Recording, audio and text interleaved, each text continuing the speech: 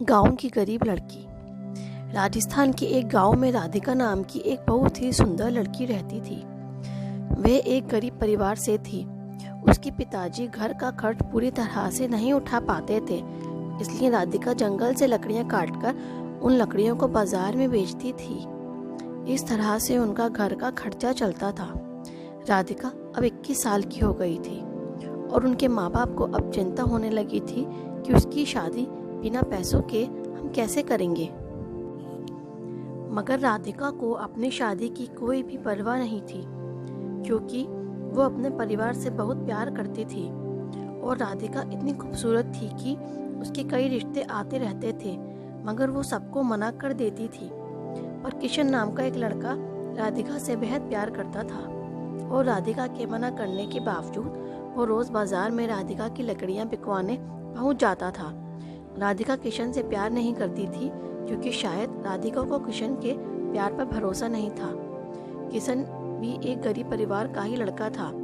उसके पिताजी बाजार में सब्जी की रेहड़ी लगाते थे, लेकिन शायद किशन के पिताजी को मालूम था कि वो राधिका से बेहद प्यार करता है, क्योंकि उनका लड़का किशन अपने पिताजी को ये कहकर राधिका की लकड़ियां बिकवाने चला जाता था कि पिताजी, राधिका का परिवार हमसे भी ज्यादा गरीब है, इसलिए मैं उसकी लकड़ियां बिकवाने जाता हूँ। लेकिन किशन के पिता को उसकी ये बात अच्छी लगती थी कि वो एक गरीब लड़की की सहायता करता है, लेकिन राधिका को किशन के साथ लकड़ियां बिकवाना बिल्कुल अच्छा नहीं लगता था।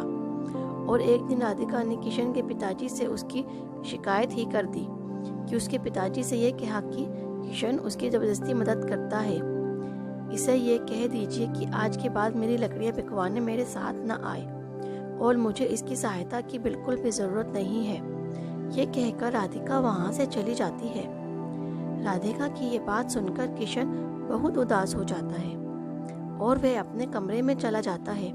अगले दिन जब राधिका बाजार में लकड़ियां बेचने गई तो किशन उसके पास लकड़ियां बिकवाने नहीं गया और उस दिन राधिका की लकड़ियां बहुत कम बिकी थी और बहुत सारी लकड़ियां बच गई थी। अब राधिका को बहुत देर हो गई थी, मगर उसकी लकड़ियां नहीं बिक रही थी।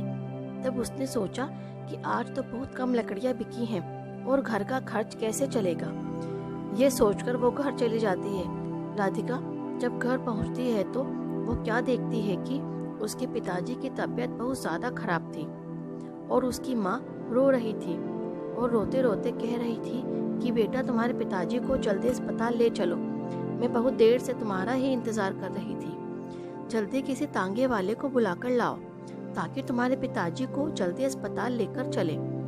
लेकिन अब बहुत रात हो गई थी और रात में एक भी तांगे वाला नहीं खड़ा था।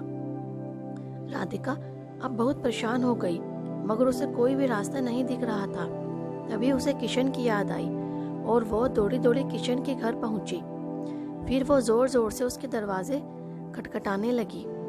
तब किशन घर का दरवाजा खोलता है तो किशन राधिका को अचानक इतनी रात को देखकर चौंक जाता है और राधिका से पूछता है कि क्या हुआ, इतनी रात को तुम यहाँ कैसे? घर पर सब ठीक तो है ना?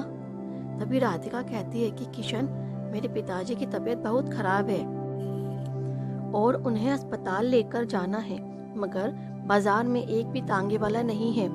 अब तुम ही मेरी सहायता कर सकते हो। तभी किशन चुपचाप अपने पिताजी की सब्जी की रेहड़ी निकाल लेता है और रेहड़ी के साथ अपने एक दोस्त को भी राधिका के पिताजी की सहायता के लिए बुला लेता है और जल्दी से राधिका के पिताजी को किशन और उसका दोस्त रेहड़ी पर लिटाकर जल्दी से अस्पताल ले जाते हैं और अस्पताल ले जाकर जल्दी से उनका इलाज करवाते हैं। 1-2 घंटे में राधिका के पिताजी का इलाज हो गया और डॉक्टर ने कहा कि अब ये ठीक है, बस कुछ दवाइयाँ मैंने लिख दी हैं, बल्कि बगल के कमरे में से ले लेना और ये दवाइयाँ अब इन्हें जीवन भर खानी होंगी। किशन कहता है कि राधिका, तुम पिताजी से मिलो, मैं दवाई लेकर आता हूँ। राधिका अपने पिताजी से मिलने उनके कमरे में जाती है। तब उसके पिताजी बिल्कुल ठीक हो गए थे। तब वो राधिका से कहते हैं कि बेटी, तुम किशन से कितना चिढ़ती हो, फिर भी वो हमेशा तुम्हारी सहायता करता रहता है। तभी किशन का दोस्त भी बोलता है कि राधिका, किशन ही हम सबको ये कहता है कि तुम सब राधिका से ही लकड़ियां खरीदा करो ताकि तुम्हारी सहायता हो सके और राधिका, मैं तुम्हें ये भी बताना चाहता हूँ कि किशन बहुत ही अच्छा लड़का है और तुम हो कि किशन के घर पर जाकर उसकी बेइज्जती कर दी। तब राधिका को विश्वास हो जाता है कि किशन बहुत ही अच्छा लड़का है। इतने में ही किशन दवाई लेकर आ जाता है और राधिका से कहता है कि मैंने तुम्हारे पिताजी की सभी दवाइयाँ ले ली हैं और डॉक्टर ने भी छुट्टी दे दी है। चलो अब घर चलते हैं। अब सुबह के 6 बज चुके हैं। हॉस्पिटल के बाहर भी तांगे वाला खड़ा था। किशन ने अपने दोस्त से कहा कि तुम रेहड़ी लेकर घर पहुंचा देना, मैं तांगे से राधिका के पिताजी को घर छोड़ आता हूँ। राधिका किशन से बहुत खुश थी कि किशन मेरी कितनी सहायता कर रहा है। इतने में वो सभी घर पहुंच जाते हैं और किशन तांगे वाले को किराया देकर पिताजी को घर छोड़ देता है।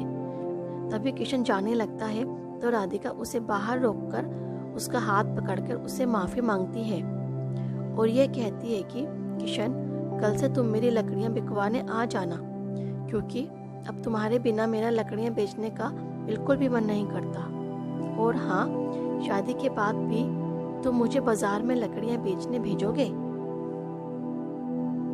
राधिका की ये बात सुनकर किशन बहुत खुश हो जाता है और कहता है कि राधिका, मैं सपना तो नहीं देख रहा, मगर ये हुआ कैसे? तब राधिका कहती है कि किशन, तुमने मेरा दिल जीत लिया।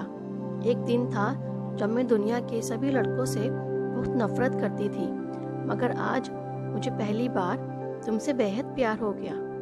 तब किशन कहता है कि राधिका, आज मैं भी बहुत खुश हूँ कि आज मुझे मेरा प्यार मिल गया और मैं तुमसे वादा करता हूँ कि मैं तुम्हारे साथ साथ तुम्हारे परिवार का भी ख्याल रखूँगा।